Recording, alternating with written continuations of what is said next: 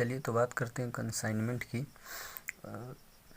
देखिए, कंसाइनमेंट का मतलब है सिंपल सा मतलब कि किसी भी चीज़ को कंसाइन करना, मतलब भेजना, sending goods to the agent. कोई भी जो सेलर होता है वो अपने गुड्स प्रोडक्ट को डायरेक्टली सेल ना करके वो किसी छोटे सेलर्स या फिर एजेंट को हायर करता है ताकि वो खुद के उनके बिहाफ पे सेलर के बिहाफ पे वो खुद सामान बेचे। मतलब सेलर पहले गुड्स भेजता है किसी और को कि तुम बेच देना, और उससे जो भी इनकम होता है या फिर तुझे कुछ एक्सपेंसेज होती है या फिर मैं सामान भेजा कुछ लॉस हो गया या तुम्हारे पास कुछ बच भी जाता है, उस सब का एक्सपेंसेज जो है वो फिर दोनों बियर करते हैं। तो कंसाइनमेंट एक अकाउंट है जो कि नॉमिनल अकाउंट है। इसमें दो पार्टी इन्वॉल्व होती हैं, एक कंसाइनर जिसे सेंडर कहते हैं जो गुड्स को भेजता है, दूसरा रिसीवर यानी एजेंट कंसाइनी जो कि गुड्स को रिसीव करता है। ठीक है, इसमें देखिए जब कंसाइनर गुड्स को भेजता है तो वो परफॉर्मा इनवॉइस देता है। परफॉर्मा इनवॉइस का सिंपल सा मतलब है कि गुड्स को कितने में बेचने हैं। ठीक है, जनरली वो जो कॉस्ट प्राइस होता है उससे ज़्यादा प्राइस पे वो भेजता है कंसाइनी को। अब कंसाइनी कितने में बेचेगा, क्या करेगा, उसके आधार पे आगे की टोटल चीज़ें डिसाइड होती है। वहीं पे अकाउंट सेल जो है वो टोटल डिटेल बताता है किस चीज़ का, कि कंसाइनी कितने का सामान बेच दिया है और कितने में बेचा है और कितना उसका लॉस हुआ है, ये सब कुछ।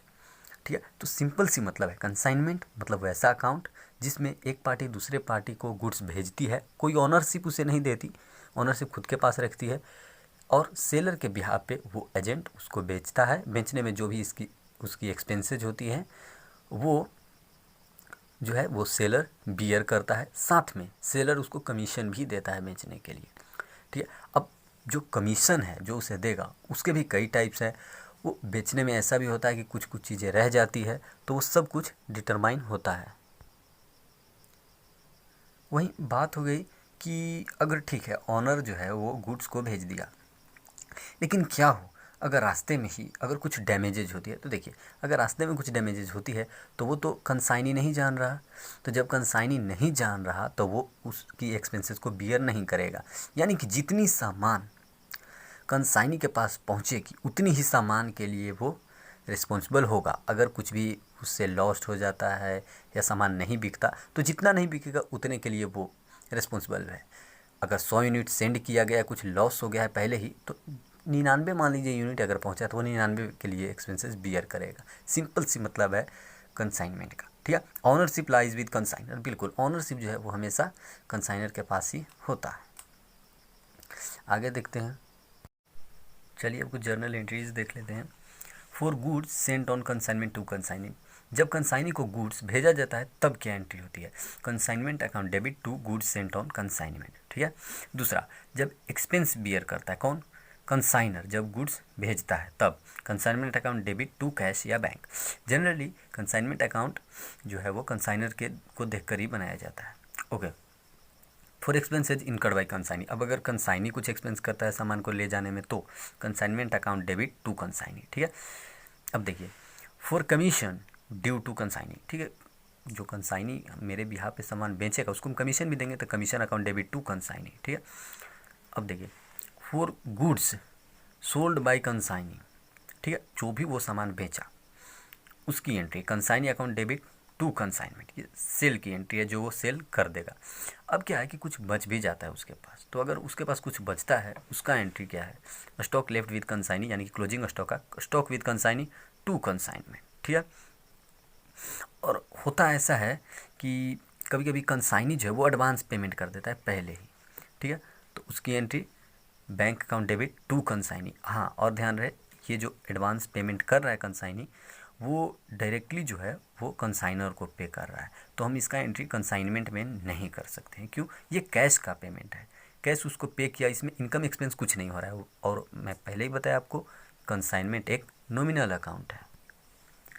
अब फॉर्मेट देखिए कंसाइनमेंट अकाउंट का, ये जो मैं बोला था consignment account debit to goods sent on consignment, जब गुड्स भेजा जाता है फिर इसका एंट्री हो गया। अगला consignment account debit to bank, यानी कि जो कंसाइनर का एक्सपेंसेज है, ये कंसाइनर का एक्सपेंसेज है वो।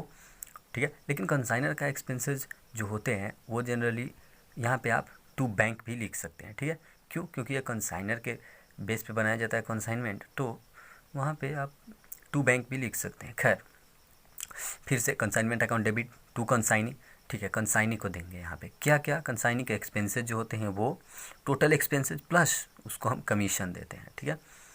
तो यहाँ पे कमीशन और कंसाइनी के एक्सपेंसेस दोनों। अब आइए क्रेडिट साइड, जो गुड्स कंसाइनी सेल कर दिया है यानी कि जो बिक चुका है वो क्रेडिट साइड सेल, ओके।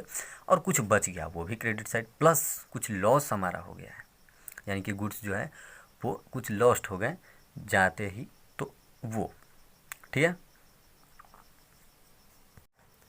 देखिए आईसीआई मॉड्यूल का ही क्वेश्चन है ये। तो इसमें मिस्टर राखी जो है वो कंसाइन की है 1000 रेडियो सेट, ठीक है, 900 हर एक का कॉस्ट है, okay. To Miss Geeta, consignee है मिस गीता, उसको वो भेजती है, ठीक है।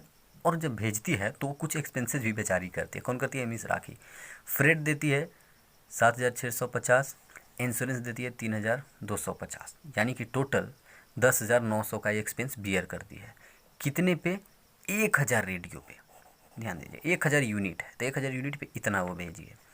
तो Miss Geeta received delivery of 950 radio set. देखिए 1000 में इसको 950 रेडियो सेट ही मिला, यानी कि जो लॉस्ट हुआ, जो गुड्स लॉस हो गए पहले ही, वो कितने हो गए? तो 1000 माइनस 950 यानी कि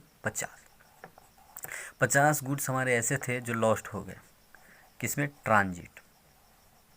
हम जान रहे हैं कि वो रिसीव की है 950, यानी कि 50 पहले ही ट्रांजिट में ख़त्म हो गए, ठीक है। अब देखिए आगे क्या है कि उसमें से भी वो 750 बेच देती है। अब 950 उसको रिसीव हुआ था, उसमें वो 750 बेच देती है। तो ज़रा सोचिए कि जो स्टॉक बचा होगा वो कितने का बचा होगा। 1000 का तो आया था, ठीक है, स्टॉक, जिसमें से 50 तो लॉस्ट हो गया। क्यों लॉस हो गया? क्योंकि 950 ही इसको मिला, ठीक है। अब इसमें से भी वो 750 बेच देती है, तो बचा कितना भाई? बचा आपका टोटल 200। 200 जो है वो क्लोजिंग स्टॉक बचा, ध्यान रखिएगा। अब देखिए क्या है, ये आगे कमीशन की बात। हाँ आगे वो 9 लाख में बेचती है। कितने में बेचती है? 750 यूनिट 9 लाख में। अब देखिए, और वो खुद एक्सपेंस करती है कितने का? 10,500 का। अब ये 10,500 कितने पे की होगी वो? अब ये 10,500 वो की होगी सिर्फ 950 रेडियो सेट्स पे, ठीक है। ये 950 रेडियो सेट्स पे इतना बियर की है। अब इसको मिलना क्या क्या है? 6% तो उसे कमीशन दिया जाएगा जो वो सेल करेगी उस पर, यानी कि जो 9 लाख का वो बेची है उसका 6%। और ये जो एक्सपेंसेज है वो रिपेयर डैमेजेस के हैं, जिसे कंसाइनमेंट अकाउंट में दिखाया जाएगा। और इसको जो है वो कंसाइनी का जो प्रोपोर्शनेट एक्सपेंस होता है क्लोजिंग स्टॉक उसमें नहीं दिखाया जाएगा। क्यों? कि उसमें नॉन रिकरिंग दिखाया जाता है और ये रिकरिंग एक्सपेंसेस है, ठीक है। तो आगे देखते हैं। Miss rakhi launched the claim of insurance company which was admitted 35,000, ठीक है। मिस राखी को इंश्योरेंस मिला है, क्यों? क्योंकि गुड्स भाई लॉस्ट हो गए हैं, जो 50 यूनिट उस चीज़ का मिले होंगे या फिर किसी और का मिले होंगे, ठीक है। मतलब ये कंसाइनर को मिला है। आगे देखते हैं सीधे। देखिए यहाँ पे एबनॉर्मल लॉस जो मैं आपको बताना चाह रहा था वो सिंपल सा दिया हुआ है। हम देखें कि 1000 जो भेजा था उसमें से वो 950 ही रिसीव की थी, ठीक है। और उसमें से भी वो क्या की कि 750 सेल कर दी। 750 अगर वो सेल कर दी तो भाई क्लोजिंग स्टॉक कितना बचेगा? 200, ठीक है। और वहीं बात किया जाए कि 1000 में से 950 अगर रिसीव हुआ है तो ट्रांजिट में कितने ख़त्म हो गए भाई? तो 1000 माइनस 950 यानी कि 50, जो ये 50 सेट्स लिखा हुआ है ये, यानी कि 50 जो है वो ट्रांजिट में ही ख़त्म हो गया एबनॉर्मल लॉस से। तो देखिए पहले तो 50 का अमाउंट कितना था? देखिए 1000 @ 900 जो वहाँ पे लिखा हुआ था, तो यहाँ पे 50 सेट्स का कीमत कितना है? 50 × 900 45,000, ठीक है। 50 यूनिट हमारा ख़त्म हो गया, ठीक। एक का कीमत था 900, तो 50 का कीमत 45,000, ठीक है। अब देखिए क्या है कि 10,900 एक्सपेंस जो कंसाइनर बियर किया था कि 10,900 दिया था, वो कितना पे दिया था? वो टोटल अमाउंट पे दिया था, ठीक है। वो 1000 जो अमाउंट सेंड किया था उस पे दिया था, यानी कि 10,900 वो 1000 पे दिया था, 10,900 बटा 1,000, तो लॉस कितने हुए भाई 50। तो 10,900 बटा 1,000 गुने 50। ऐसा क्योंकि ये 10,900 टोटल पे है। देखिए 10,900 ये टोटल पे है, ठीक है। तो 10,900 1,000 पे है, 1,000 यूनिट पे, तो 50 यूनिट जो कि लॉस हुआ है, जो कि पहुंचा ही नहीं है कंसाइनी के पास, तो उससे हम गुना कर दिए। 10,900 1,000 यूनिट पे, तो 50 यूनिट पे 545। अब देखिए, अब क्या है कि हम देख रहे हैं कि इसमें हमारा लॉस कितना हुआ, तो टोटल हम ऐड कर दिए, तो 45,545। अब क्या है कि कुछ इंश्योरेंस क्लेम मिल गया, जिसकी हम बात कर रहे थे। इधर देखिए, ये देखिए यहाँ पे साफ लिखा हुआ है कि Rakhi lodged insurance claim which was admitted for 35,000। तो 45,500 ये जो दिखाई दे रहा है 45,545, उसमें से हमें 35,000 मिल गया है, यानी कि टोटल हमारा लॉस अभी 10,545 का है। देखिए फिर से सुन लीजिए, 50 सेट्स हमारा बचा हुआ था, एक सेट्स का 900 कीमत था, तो 50 सेट्स का जो आया वो 45,000 है। उसमें जो 10,900 एक्सपेंस था वो 1,000 यूनिट पे किया था कंसाइनर, ठीक है। तो 50 यूनिट पे जो जितना आया उसको ऐड कर दिए, ठीक है। तो टोटल लॉस इतना हो गया, लेकिन इतना हमें रिसीव हो गया, यानी अभी भी इतना हमारा एक्सपेंस है। वैसे इन्वेंट्री की बात करें तो ऊपर अब देखें कि 1,000 यूनिट सेंड हुआ, 950 वो रिसीव किया, 50 तो अब जो लॉस हो गया अब नॉर्मल, 750 बेच दिया, यानी कि 200 अभी भी यूनिट उसके पास थे। तो कितने का था भाई, तो 200/900, तो 1,80,000 का सामान जो उसके पास अभी बचा हुआ है, जो वो बेचा नहीं है, ठीक है। तो 1,80,000 के सामान जो बचा हुआ है, इस पे तो कंसाइनर का भी खर्चा होगा, कंसाइनी का भी खर्चा होगा, इस पे कंसाइनी का खर्चा नहीं होगा। क्यों? क्योंकि यहाँ तो कंसाइनी है ही नहीं, यहाँ तो अब नॉर्मल लॉस जो होता है वो जब भी होता है वो इन ट्रांजिट होता है, ठीक है। ट्रांजिट यानी कि पहुंचा ही नहीं रहता है कंसाइनी के पास। तो जब कंसाइनी के पास पहुंचा ही नहीं है तो यहाँ पे वो क्यों बियर करेगा, लेकिन यहाँ पे वो करेगा क्योंकि उसके पास ये सारे गुड्स थी और उसने नहीं बेचे, कोई भी रीज़न हो सकता है। तो देखिए 200 सेट्स बचे हुए थे जिसकी एक कीमत 900 थी, तो 1,80,000 हो गया। इसमें कंसाइनर जो था वो खर्चा किया होगा सेम टू सेम उसी की तरह। अगर वो 10,900 1,000 पे किया है तो 200 यूनिट बचा है, उस पर कितना किया होगा, तो 2,180 ऐड कर दिए। अब देखिए भाई इसको मिला कितना था, 50 तो पहले ही लॉस्ट हो गए थे ना, 50 जो थे वो ऑलरेडी लॉस्ट थे, ठीक, पहुंचने से इससे पहले ही। तो इसके पास पहुंचा कितना था 950, जिसमें से बियर कितना किया था 10,500 कंसाइनी का खर्चा। तो 10,500 किया 950 पे, तो 200 पे 2,211, तो ऐड कर दिए तो 184,391। ये हो गई एबनॉर्मल लॉस और वैल्यूएशन ऑफ इन्वेंट्रीज, ठीक है, क्लोजिंग स्टॉक की बात। ये दो टॉपिक्स हो चुके। अब लास्ट टॉपिक बचा हुआ है वो है कमीशन, मोस्ट इम्पॉर्टेंट।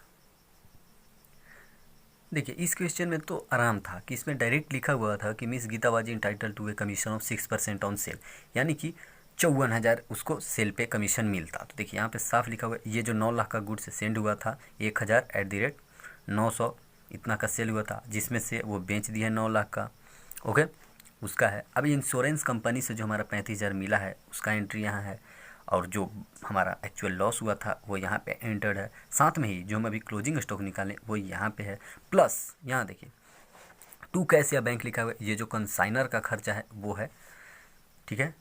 और नीचे जो मिस गीता एक्सपेंसेस की है ये देखिए 10,500, फिर रिपेयर्स पे 2,500। अब आप बोलेंगे कि रिपेयर वाले एक्सपेंस को आप क्यों नहीं उस टाइम बियर किया, आप 10,500 को ही बियर किए। देखिए ये नॉन रिकरिंग एक्सपेंसेस को ही बियर किया जाता है। क्या होता है कि कैरेज एक ही बार, सामान एक ही बार लगेगा, लेकिन सेलिंग एक्सपेंसेस या फिर उसको रिपेयर करना ये सब वो तो बार बार करेगा, तो इसको हम क्लोजिंग स्टॉक में नहीं इंक्लूड करते हैं, सिर्फ नॉन रिकरिंग एक्सपेंसेस को इंक्लूड करते हैं। अब देखिए, और वहीं पे कमीशन वेशन देने के बाद जो डेबिट क्रेडिट दोनों का डिफरेंस होगा, यहाँ पे प्रॉफिट दिख रहा है 152,036 वो आया है, ठीक है। इसमें तो सिंपल था, लेकिन कुछ ऐसे क्वेश्चन होते हैं जिनमें कैलकुलेशन ऑफ कमीशन बहुत हार्ड होता है। इसमें डायरेक्ट लिखा हुआ था कि 6% ऑन सेल, और यहाँ पे सेल भी दिया हुआ है 9 लाख, तो 9 लाख का 6% तो 54,000, ठीक है। आगे हम टफ बात करेंगे, इस पर एक अलग से वीडियो आएगा जिसमें कैलकुलेशन ऑफ कमीशन डिटेल में बताया जाएगा, क्योंकि RTP MTP जो हैं उसमें डिटेल में डिस्कस किया गया है, तो वैसे ही हम डिस्कस करेंगे। अब बात कर लेते हैं टाइप्स ऑफ कमीशन के बारे में। देखिए ऑर्डिनरी कमीशन, ऑर्डिनरी मतलब जनरल कमीशन, जो भी हम सेल करने के लिए कमीशन देते हैं, सेल पर जितना सेल होगा उस पर परसेंटेज फाइंड करते हैं, तो वो होता है ordinary commission. Usually paid as a fixed percentage, fix percentage में ओवर सेल मतलब सेल प्राइस पे जो हम उसको देते हैं, जितने में वो बेचता है उस पे, वो हो गया ऑर्डिनरी कमीशन। जैसे प्रीवियस हम इलस्ट्रेशन में देखें कि 6% ऑन सेल जो 9 लाख का हुआ था उसका 6% 54,000 हम दिए, वो हो गया। ठीक है, अब देखिए डीएल क्रेडर कमीशन क्या होता है, टाइप 2। डीएल क्रेडर कमीशन होता है वो हम एडिशनल कमीशन कुछ पहले से ही दे कर रखते हैं, किसको, कंसाइनी को। किस लिए देते हैं, ताकि जो बैड डेट्स हो रहे हैं उसको वो बियर कर सके। ठीक है, तो बैड डेट को बियर करने के लिए जो हम उसको एडिशनल कमीशन देते हैं पहले से ही या फिर बाद में, तो वो कमीशन क्या कहलाता है, डीएल क्रेडर कमीशन। आगे देखिए over riding commission. Over riding commission मतलब कि अगर हम उसको सामान भेजे हैं, उसे बोलें कि ये जो 10 यूनिट है इसको 10 लाख में बेचना, अगर उसको 12 लाख में बेचता है तो उसको हम ओवर राइडिंग कमीशन कहते हैं। जो वो एक्स्ट्रा एफर्ट लगाता है, आपकी मार्केटिंग करता है, आपकी मार्केट वैल्यू इंक्रीज करता है, क्योंकि सामान आपका ज़्यादा में बिक रहा है, आप जितना सोचते हो उससे ज़्यादा में, तो इसके लिए आप कमीशन देते हैं, उसे कहते हैं ओवर राइडिंग कमीशन। ठीक है, तो ये सारे थी आज के लिए। और जो हम MTP RTP कराएंगे उसमें आपको कमीशन को कैसे सोल्व करना है, टोटल क्वेश्चंस किस टाइप के आते हैं, टोटल चीज़ डिस्कस होगी। और हाँ, 30 मिनट से ज़्यादा लंबा कोई भी वीडियोज़ नहीं होगा किसी भी चैप्टर के लिए, और विद फुल कॉन्सेप्ट। इसमें इतना पढ़ें, अगले में MTP RTP सब कुछ होगा, प्लेलिस्ट चेक करते रहें। जय हिंद।